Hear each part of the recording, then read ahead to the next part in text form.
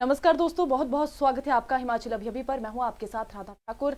सुबह सवेरे से आ रही ताजा तरीन और बड़ी खबरों पर आपको जानकारी देंगे। जी हां, इस वक्त की सबसे बड़ी खबर हमारे पास आ रही है हिमाचल विधानसभा से, जहां पर आज बजट सत्र का चौथा दिन है और कार्यवाही जारी है। लेकिन 11 बजे जैसे ही विधानसभा की कार्यवाही शुरू हुई, उसके कुछ ही देर बाद कांग्रेसी विधायकों ने वॉकआउट विधानसभा से कर दिया है। आपको बता दें कि इससे पहले कांग्रेस के विधायक जगत सिंह नेगी ने पॉइंट ऑफ ऑर्डर की मांग की थी। कांग्रेसी विधायकों का कहना है कि एक गलती की दो सजाएं नहीं हो सकती। उनके जो विधायक निलंबित किए गए हैं उनका निलंबन वापस लिया जाए, नहीं तो वे सदन नहीं चलने देंगे। और उनका ये जो कथन है कि वो सदन नहीं चलने देंगे जब तक कि उनके विधायकों का निलंबन वापस नहीं लिया जाता। और वैसा ही वो लोग कर रहे हैं, क्योंकि विपक्ष ने कल भी सदन से वॉकआउट कर दिया था और आज भी वॉकआउट देखने को मिला है। इस पर सदन में खूब गहमा गहमी पहले अंदर हुई और विपक्ष के नेता नारेबाजी करते हुए बाहर आ गए। विधानसभा कार्यवाही पर और भी जानकारी आपको देंगे, पहले देखिए विधानसभा के बाहर की ये तस्वीरें। निष्कासन को रद्द करना पड़ेगा, निष्कासन को रद्द करना पड़ेगा, निष्कासन को रद्द करना पड़ेगा। खत्म करो, बंद करो। जी हाँ, विधानसभा के बाहर की ये तस्वीरें कहीं ना कहीं ये स्पष्ट कर रही है कि आने वाला जो सदन की जो कार्यवाही होगी वो भी वॉकआउट की होगी। वहीं बजट सत्र का तीसरा दिन भी हंगामे की भेंट चढ़ गया था। 26 फरवरी के दिन हुए घटनाक्रम को लेकर विधानसभा के अंदर मंगलवार को काफी गहमागहमी देखने को मिली और सुखविंदर सिंह सुक्खू के नेतृत्व में पूरा विपक्ष नारेबाजी करता हुआ सदन के बाहर आ गया था। सुखविंदर सिंह सुक्खू ने साफ तौर पर कहा कि जब तक विपक्ष के 5 सदस्यों का निलंबन वापस नहीं लिया जाता, विपक्ष सदन नहीं चलने देगा। कांग्रेस के विधायक जगत सिंह नेगी ने पॉइंट ऑफ ऑर्डर की मांग की थी और विधानसभा के बाहर आने पर क्या कुछ बोले विधायक जगत सिंह नेगी, वो भी सुनिए। इस वर्तमान सत्र का पहला दिन था और गवर्नर का जो एड्रेस था उस दिन हाउस जो है एडजॉर्न 11:16 के आसपास हुई और वो जो है अगले सोमवार तक के लिए एडजॉर्न किया गया। परंतु उस बीच में सदन को जो है 11:46 पर हमें कुछ सदस्यों को जो है SMS 12:46 पर कुछ सदस्यों को SMS के माध्यम से सूचना मिली कि जो है सदन को जो है दोबारा रिकॉल किया गया है और 12:50 पर सदन जो है फिर से चलना है। हमारा ये कहना है कि 4 मिनट के अल्प समय में क्या सदन को बुलाया जा सकता है? क्या हमारे पास पंख लगे हुए हैं? क्या हम जो उड़कर जो है सदन में पहुँचे? तो इस किस्म की जो घटना है, सदन को बिल्कुल कम समय में, वो भी अल्प समय में बुलाना जो है पूरे किसी भी प्रजातंत्र में, किसी भी पार्लियामेंट में, किसी भी असेंबली में नहीं हुआ। और ये जो सदन को रिकॉल किया जाता है वो बड़े इमरजेंट कोई सिचुएशन हो उसमें बुलाया जाता है। कोई ऐसे इमरजेंट सिचुएशन नहीं थी और इन्होंने जो है सदन को बुलाया और उसमें इन्होंने जो है विपक्ष के बगैर, विपक्ष को बिना सुने हमें जो है हमारे 5 सदस्यों को जो है उस बैठक में जो है इनको निष्कासन किया। ये जो है बिल्कुल गैर कानूनन था। इसका हमने पॉइंट ऑफ ऑर्डर पिछले कल हमारे सुखविंदर जी ने भी उठाया था, उसकी व्यवस्था अभी तक दी नहीं है। आज दोबारा हमने इस पॉइंट को उठाया है और स्पीकर महोदय से हमने व्यवस्था की जो है इस पॉइंट पर मांगा है। साथ में हमने ये भी पॉइंट उठाया है कि आपने 26 तारीख को रिकॉल्ड जो विधानसभा थी, जो बैठक थी, उसमें हमारे 5 सदस्यों का निलंबन किया। उसके बाद फिर 3 बजे उसी दिन आप जो है मार्शल के द्वारा, विधानसभा सचिव के द्वारा जो है एक FIR के लिए जो है कंप्लेंट पुलिस को भेजते हैं। तो इसका मतलब क्या हुआ कि मार्शल जो है विधानसभा का जो हमारा ऑफिसर है वो क्या जो कार्रवाई सदन में हुई उस कार्रवाई से सहमत नहीं है, इसलिए जो है दोबारा से FIR किया है। और आप जानते हैं कि एक घटना के लिए 2 बार जो है फांसी पे नहीं चढ़ाया जा सकता है। तो ये भी बिल्कुल गैर कानून हुआ है। इस पर भी हम जो है माननीय अध्यक्ष से जो है ये पॉइंट ऑफ ऑर्डर पे जो है व्यवस्था की मांग कर रहे हैं और अभी हमें व्यवस्था दी नहीं गई है, तो इसलिए जो है हम सब दोबारा जो है वॉकआउट कर रहे हैं। और हमारे जो निलंबित साथी हैं उनका जो निलंबन हुआ है वो नियमों के तहत नहीं हुआ है, नियमों को ताक के रखा गया है, एक तरफा कार्रवाई हुई है और इस निलंबन जो है गैर कानूनन है, इसलिए हम जो है वॉकआउट कर रहे हैं। जी हाँ, तो आज भी ऐसी तस्वीरें सामने आई हैं। आपको बता दें कि कल भी ये हंगामा जारी था और आज लगातार दूसरे दिन ये विपक्ष का जो विरोध प्रदर्शन देखने को मिला। आपको बता दें कि जो तीसरा दिन था उसमें कार्यवाही के दौरान सीएम जयराम ने अनुपूरक बजट भी पेश किया था, जिसे ध्वनिमत से पारित कर दिया गया। और आज भी विधानसभा के अंदर प्रश्नकाल जारी है। राकेश सिंघा, अनिल शर्मा और बंजार से विधायक सुरेंद्र शौरी के साथ अन्य विधायकों ने अपने प्रश्न सदन में रखे, जिन पर सरकार की ओर से जवाब दिया गया। खैर, विधानसभा की कार्यवाही की हर अपडेट आप तक लाइव पहुंचाते रहेंगे। और अब बढ़ते हैं अगली खबर पर। हिमाचल बजट सत्र से निलंबित विधायक आज फिर धरने पर बैठ गए हैं। नेता प्रतिपक्ष मुकेश अग्निहोत्री सहित कांग्रेस के 5 विधायक विधानसभा के बाहर नारेबाजी कर रहे हैं। विधायकों का आरोप है कि 26 फरवरी को हुए घटनाक्रम के लिए बीजेपी जिम्मेदार है और वीडियो फुटेज में साफ दिख रहा है कि विधानसभा उपाध्यक्ष धक्का मुक्की कर रहे हैं, इसलिए उनके खिलाफ भी कार्रवाई की जाए। लेकिन जो सत्ता पक्ष है वो उनका नाम भी नहीं ले रहा और हंसराज साफ तौर पर तस्वीरों में धक्का मुक्की करते हुए नजर आ रहे हैं। विधायकों की मांग है कि उनका निलंबन वापस लिया जाना चाहिए। सुनिए नेता प्रतिपक्ष मुकेश अग्निहोत्री का ये बयान। हम बैठे हैं, हमारे साथी विधायक जो है अभी अंदर जाएंगे। जो विधायक निलंबित किए गए हैं वो यहाँ पे बैठेंगे धरने पे। और मुख्यमंत्री ने ये कहा है कि कांग्रेस की वजह से जो है वो शर्मिंदा है, जबकि मौजूदा मुख्यमंत्री के कंडक्ट की वजह से सारा हिमाचल शर्मिंदा है, पूरा प्रदेश शर्मिंदा हो रहा है। क्योंकि जो कुछ हुआ है वो सरकार की वजह से हुआ है। सरकार इसकी, हमने पहले भी कहा, सरकार इसकी मास्टरमाइंड थी और मुख्यमंत्री इसके किंगपिन थे जिन्होंने ये सारा प्लान किया। आप बताएं, हम तो पहले से कहते हैं गवर्नर, ये मसला गवर्नर साहब का नहीं है, ये मसला सरकार और विपक्ष का है। ये लड़ाई जो है सरकार और विपक्ष की लड़ाई है, जिसको मुख्यमंत्री आड़ ले रहे हैं गवर्नर हाउस की और विधानसभा की। मुख्यमंत्री अकेले लड़ाई लड़ नहीं पा रहे, इसलिए किसी के पीछे छुप के लड़ाई लड़ने की कोशिश कर रहे हैं, गवर्नर साहब के पीछे से और विधानसभा के पीछे से।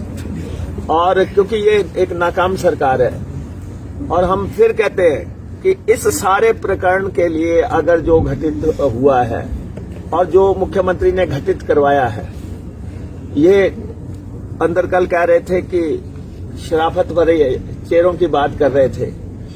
ये शराफत भरा चेहरा, बड़ा शरारत भरा चेहरा है अंदर जो बैठा हुआ है, जिसने ये सब कुछ करवाया है और विपक्ष पे थोपने की कोशिश किया है। हर प्रकरण को जो है घुमाया जा रहा है।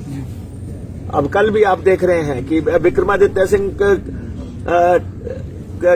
के प्रकरण को और डिप्टी स्पीकर के प्रकरण को, वो तो बेल में जाने के लिए जा रहे हैं, कह रहे हैं कि वो डिप्टी स्पीकर को जो है पीटने के लिए जा रहे हैं। ये सारा जो है कहानियां घड़ी जा रही हैं। विपक्ष ने साफ कर दिया है कि जब तक निलंबन वापस नहीं लिया जाएगा वो धरने से भी नहीं उठेंगे और वॉकआउट भी रोज करेंगे, जिसका जो खामियाजा है वो प्रदेश की जनता को कहीं ना कहीं भुगतना पड़ेगा। हिमाचल की जनता के जो समस्याएं हैं, जो मुद्दे हैं, वो कहीं ना कहीं इस तू मैमे की लड़ाई में कहीं ना कहीं दबते हुए नजर आ रहे हैं। जो विधायक है कांग्रेस के, वो लगातार आज दूसरा दिन जो वॉकआउट का है, और 26 फरवरी को क्या हुआ वो तो तस्वीरें सबके सामने थी। और आज कांग्रेस के प्रदेश अध्यक्ष कुलदीप सिंह राठौर भी विधायकों के साथ धरने पर बैठ गए हैं। ये निलंबित विधायक लगातार दूसरे दिन आज धरना प्रदर्शन इनका जारी है। और कुलदीप सिंह राठौर का कहना है कि सरकार को निलंबन हर हालत में वापस लेना होगा। सुनिए क्या बोले कुलदीप सिंह राठौर।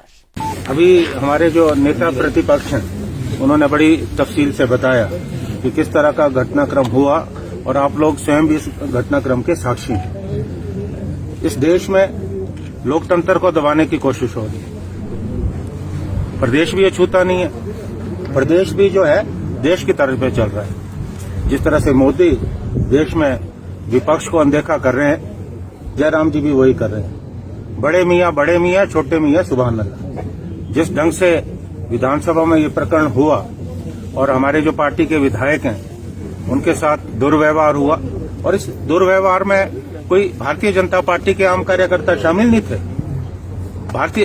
इनके विधायक और उपसभापति वो शामिल थे, मंत्री शामिल थे कि किस तरह से धक्का मुक्की हुई। देखिए, अगर राज्यपाल महोदय ने अपना अभिभाषण पूरा नहीं पढ़ा तो बाहर आकर क्या हमारे विधायकों को अधिकार नहीं था कि वो प्रोटेस्ट करते? ये तो शांतिपूर्ण प्रोटेस्ट कर रहे थे। इनके पास कोई बंदूकें नहीं थी, कोई डंडे नहीं थे, कोई पत्थर नहीं थे।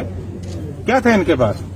आप इनकी बात को आराम से सुनते, बुलाते हमारे नेता प्रतिपक्ष को, पूछते कि क्या समस्या है, किस तरह से निपटारा करना है। लेकिन मुझे लगता है कि ये सुनियोजित षड्यंत्र के तहत किया गया, क्योंकि जिस ढंग से आज हिमाचल प्रदेश में हालात बने, महंगाई चरम सीमा पे, कानून व्यवस्था के जो है बुरे हालात है, बेरोजगारी जो है का आंकड़ा दिन प्रतिदिन बढ़ रहा है, हमारी आर्थिक स्थिति जो है तहस नहस होकर रह गई। ये तमाम ऐसे प्रश्न थे जो हमारे विधायकों ने पूछने थे। इसलिए एक षड्यंत्र के तहत मुझे जो लगता है कि ये एक साजिश रची गई कि हमारे जो विधायक हैं उनको जो है सदन से निलंबित किया जाए। जैसा मुकेश जी ने कहा, अगर इनको झगड़ा टालना था या इनको लगता था कोई ऐसी स्थिति आशंका उत्पन्न हो रही है तो ये राज्यपाल महोदय को दूसरे दरवाजे से निकाल सकते थे। इन्होंने जानबूझ के ये साजिश रची और हमारे विधायकों के साथ दुर्व्यवहार किया, इन्हें निलंबित किया।